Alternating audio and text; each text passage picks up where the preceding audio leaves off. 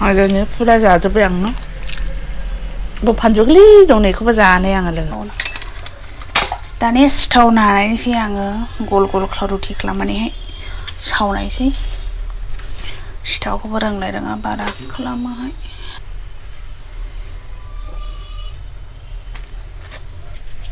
समय लायो जानोलाय मोजां समय लायो बादलायलाङो 4टा 10टा पिस जानाय अन खालामनानैहाय बरिबाय अनाखौ फोलेना होनाय मारै जायो नानोबो रोंथारा बारा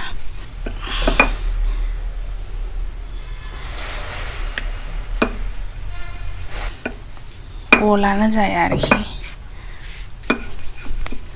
मानसिफ्रा गासैनो रुटियाखौ फिदिङा माथिनो बेलनाजों फुरा गल बानायो माबा मैदेर बादिसो जालायलांनाय खहे खथे फारसेजों गुवार फारसेजों गुसेब जासाबाय आरो नै सावनायसै आङो नैहा सावबाय आरो जेरै मोनो थेवबो सावगानोसै नै नानायाबो जाथाराखै फुरा संखांनाया रेडि जाबाय नै बो सिथाव लाबाय आङो गुरब्रै लादों 1 2 3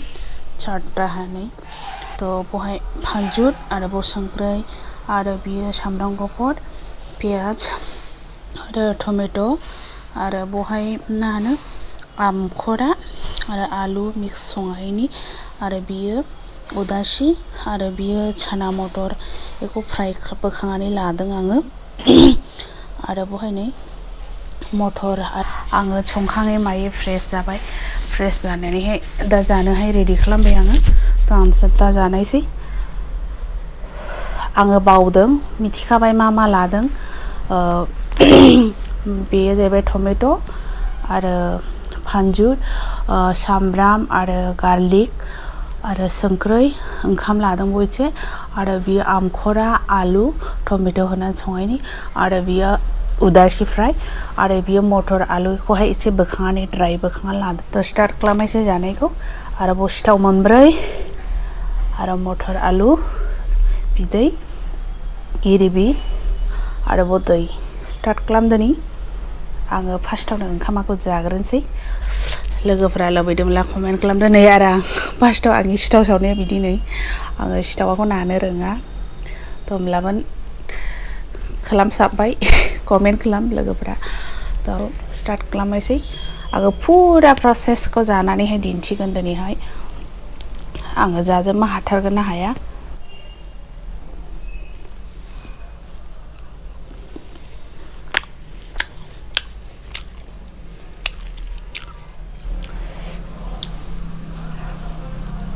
गोथाव जादों बे ओंख्रिया ओरैनोलाबो फेभरेट इयो आंनि पियाज 12टानि जानाय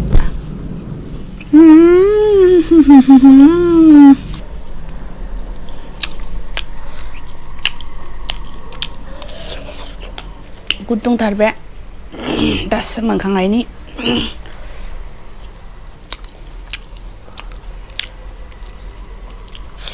लोगोफोरा जानो दालायबायसै आरो आंनि दिनैनि आइटेमा मारै आरो मारै नुदों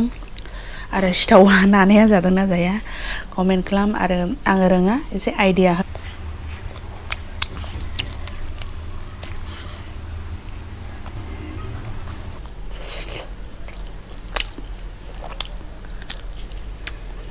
बेसे गल जादों नै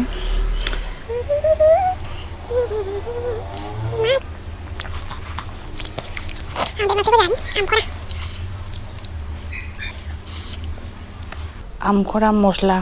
होनानैहाय संनायनि बे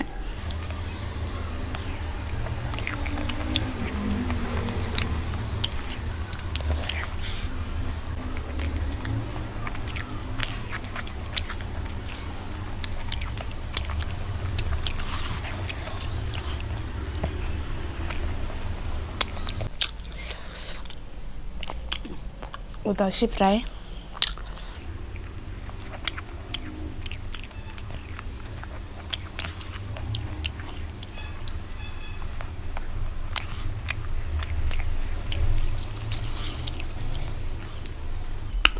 सिथावाखौ मोख्रियाखौ एसे गिसि गिसिजों मोजां मोनो आङो जानोहाय मानसिफोरा फुरा ड्राइजों जायो थ' आङो ओरैनो गिरिबिजोंहाय मोजां मोनो आरो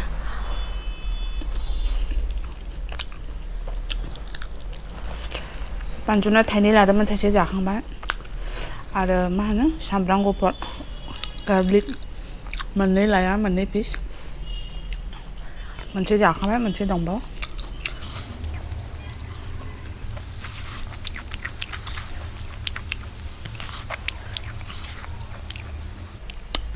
लास्ट मोनसे दंबावो नै सिथावा नायनायाव आङो नांबावगौ बादिसो मोनदों माला फुङाव ओंखाम जायाखै आङो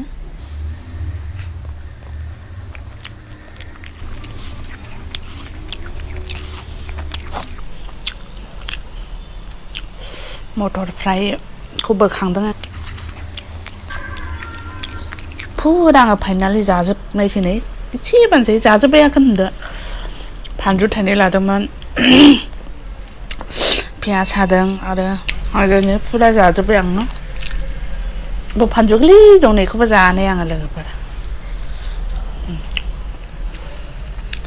आङो जाला एबार इदिनो जायो गोबाङैनो उखैबाय दे फुङावलाय जायाखै फुङाव इदिनो दुदु लोङा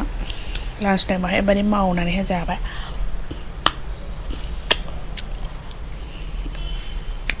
दानि दै लोंनायसै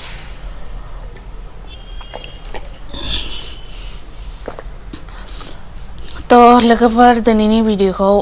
आंनि चेनेलनि भिडिअखौ नोंथांमोना मोजां मोनोब्ला लाइक खालामदो आरो जायफोरा दाबोनो आंनि चेनेलखौ साबस्क्राइब खालामाखै प्लिज अन्नानै खावलायनाय थायो नोंथांमोना आंखौ सापर्ट खालामदो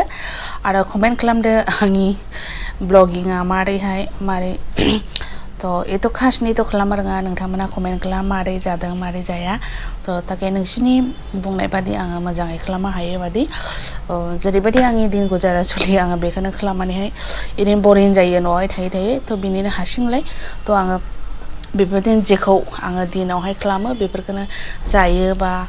माबाफोर खालामो बेफोरखौनो खालामनानैहाय भिडिअ खालामनानै दिन्थियो आरो थ' बिनिखायनो खावलायनाय थाबाय नोंथांमोना आंखौहाय सापर्ट खालामदो कमेन्ट खालामदो थ' बयखौबो गोजोननाय थाबाय बाय बाय